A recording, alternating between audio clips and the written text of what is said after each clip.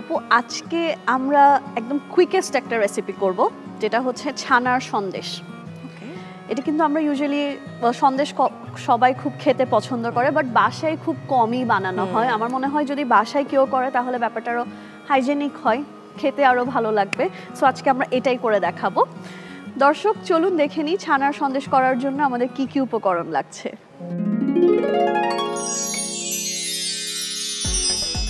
Recipe ছানার সন্দেশ। উপকরণ: ঘি 3 টেবিল চামচ, ছানা 1 কাপ, কনডেন্স মিল্ক 1 টেবিল চামচ, চিনি 1 চা চামচ, বাদাম কুচি 2 চা চামচ।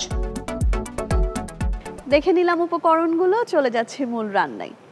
যেটা বলছিলাম, আসলে আমরা মিষ্টি ইউজুয়ালি কেউ বাসায় বানাতে চাই না। সো সবাই চাই হচ্ছে বাইরে থেকে কিনে খেতে, বাট আমরা চাইলে কিন্তু খুব সহজেই বাসায় করতে পারি। এখানে যে ছানাটা কেটে নেওয়া আছে, এটা কিন্তু 1 লিটার দুধে জাস্ট একটু 1 টেবিল স্পুনের মতো ভিনেগারের সাথে 4 টেবিল স্পুন পানি মিশিয়ে ছানাটা কেটে নেওয়া, আর কিছুই না, খুবই সিম্পল। আর জাস্ট এটা কেটে নিলেই কিন্তু আমরা খুব সহজে বানিয়ে নিতে পারি মিষ্টিটা। আচ্ছা, প্যানটা গরম হতে থাকুক, এর মধ্যে ফার্স্টে আমরা দিয়ে দিব ঘি। আপনার কি সুইট পছন্দ? আমার স্বাস্থ্য দেখলে কি মনে হয়, মানে আমার ব্যাপারটা কি, আমার লাঞ্চ বা ডিনারের পর একটু ডেজার্ট লাগবেই। এক্স্যাক্টলি, আমিও মানে আমি হাঁসফাঁস করতে থাকি মাঝে মাঝে রাতের বেলা যে কেন আজকে কিছু নাই, এবং ফ্রিজ কতবার যে খুঁড়ি যে একটু চিপা চাপার মধ্যে যদি আম্মু কিছু রেখে দেয়, মানে ওই একটা সুইট ক্রেভিং হয় একটা সব সময়। মিডনাইটে এটা বেশি হয়। আই অ্যাগ্রি টু, আমারও একদম এটাই হয়, মানে মিডনাইটে এটা হতে হবে। এখানে যে ছানাটা কেটে রেখেছিলাম, ঘিটা যাতে পুড়ে না যায়, হালকা গরম হলে আমরা হচ্ছে ছানাটা দিয়ে দিব।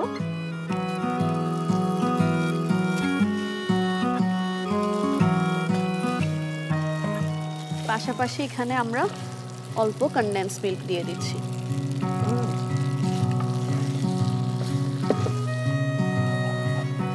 এটা দেখবেন আস্তে আস্তে প্যান থেকে একটু তেল ছাড়বে। হ্যাঁ, তেল একটু ছাড়বে, আবার প্যান থেকে একটু ছেড়ে দিবে। মানে যখনই প্যান থেকে ছাড়া স্টার্ট করবে তখন এখানে হচ্ছে আমরা অল্প একটু চিনি দিয়ে দিব, কারণ আমরা কনডেন্স মিল্ক দিয়েছি খুব কম, মানে এক স্পুনের মতো দিয়েছি। এখন জাস্ট চিনিও দিয়ে দিব 1 স্পুনের মতো হালকা। একটু কি লবণ দেওয়া উচিত না? লবণ দেওয়া উচিত, বাট অলরেডি ছানাটাতে আমরা লবণ দিয়েছি অল্প, তাই এখন আমরা লবণ দিচ্ছি না। বাট যদি আমরা কখনো লবণটা ব্যবহার না করি তাহলে আমরা অবশ্যই লবণ, জাস্ট ব্যালেন্সের জন্য।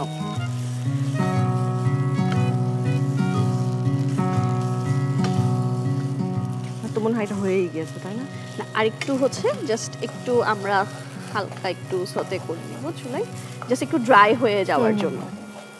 সন্দেশ তো একটু ড্রাই হবেই, কারণ হাত তো ইয়ে করতে হবে না, বা বসাতে তো হবে। আমরা হচ্ছে একটা ডিশেই বসাবো। আচ্ছা,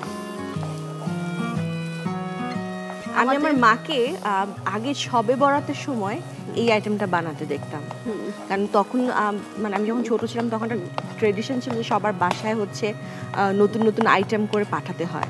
তো তখন আম্মা এই জিনিসটা বানাতো।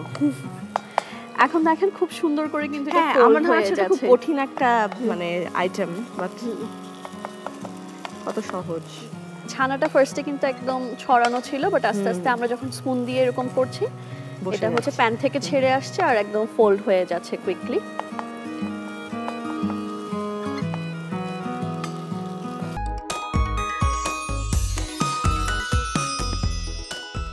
পারিয়াপু, সব সন্দেশটা কিন্তু অলমোস্ট হয়ে এসেছে। এখন হচ্ছে এটা চাইলে আমরা ডিশ আউট করে নিতে পারবো।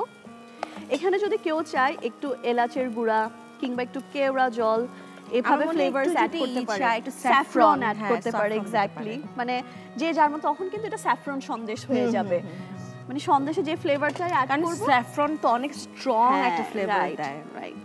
সো আমি হচ্ছে ডিশটা নিয়ে নিলাম। এখানে একটু ঘি ব্রাশ করে নিব আমি হালকা, যাতে সন্দেশটা যখন আমি কাটবো এটা যাতে প্যান থেকে ইজিলি উঠে আসে। এটা হচ্ছে আমি এখানে প্যান আউট করে নিচ্ছি। এটা কি একটু ফ্রিজে রাখতে হবে? হ্যাঁ, এটা আমরা হচ্ছে এভাবে রেখে দেন ফ্রিজে রাখবো যাতে এটা সেট হয়ে যায়। ঠান্ডা হলে এটা তারপর আমরা বরফি স্টাইলে কেটে নিব।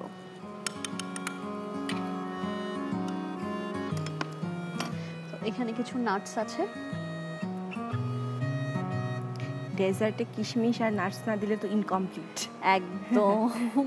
আর যে কোনো মিষ্টিতেও আমার মনে হয় নাটস ছাড়া একদমই কমপ্লিট লাগে না, আর খেতেও ভালো লাগে না। আপু, এই সন্দেশটা এখন রেডি। এটা হচ্ছে আমি একটু ফ্রিজে রেখে আসি, ফ্রিজে রাখার পর আমরা এটা একসাথে ইফতার এনজয় করব।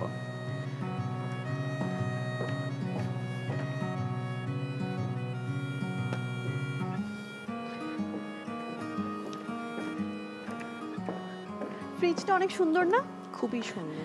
কনকারও এই ডাবল ডোর ফ্রিজটা আছে অ্যান্ড খুবই ক্লাসি দেখতে, আমার কাছে পার্সোনালি অনেক ফেভারিট। অ্যান্ড এটাতে কিন্তু বিদ্যুৎ বিলটাও খুব কম আসে, এবং ওই যে অটো যে পড়ে যেটা কি বলে ঠান্ডা পানি আসে, এটা কিন্তু খুবই একটা আরামের জিনিসটা। ফ্রিজ খোলা থেকে উপর থেকে বারবার খোলা বন্ধ করা, মানে লুকস নাইস, ফিচার্সও অনেক ভালো।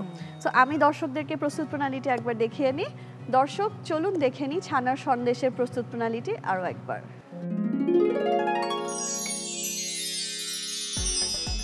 রেসিপি ছানার সন্দেশ প্রণালী। প্রথমে একটি ফ্রাই প্যানে ঘি দিন, এরপর ছানা, কনডেন্স মিল্ক এবং চিনি দিয়ে ভালোভাবে রান্না করুন। এরপর একটি ওভেন প্রুফ পাত্রে ঘি মাখিয়ে রান্না করা ছানা ঢেলে বাদাম কুচি দিয়ে ফ্রিজে রেখে ঠান্ডা করে পরিবেশন করুন দারুণ স্বাদের ছানার সন্দেশ। দর্শক দেখে নিলেন প্রস্তুত প্রণালী। থ্যাংক ইউ সো মাচ আপু, আপনার বিজি স্কেডিউল থেকে আমাদেরকে সময় দেওয়ার জন্য খুবই ভালো লেগেছে আপনার সাথে আড্ডা দিয়ে রান্না করে। আর আপনার জন্য কনকা পরিবারের তরফ থেকে একটা গিফট রয়েছে। এটা আপনার জন্য খুবই উপকারী একটা জিনিস।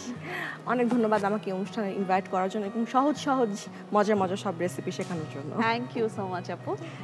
দর্শক দেখে নিলেন আরও একটি কুইক রেসিপি, আশা করি আপনাদের ভালো লেগেছে। ভালো লাগলে অবশ্যই বাসায় ট্রাই করবেন। সবাই ভালো থাকবেন, সুস্থ থাকবেন এবং কনকা কুইক রেসিপির সাথেই থাকবেন।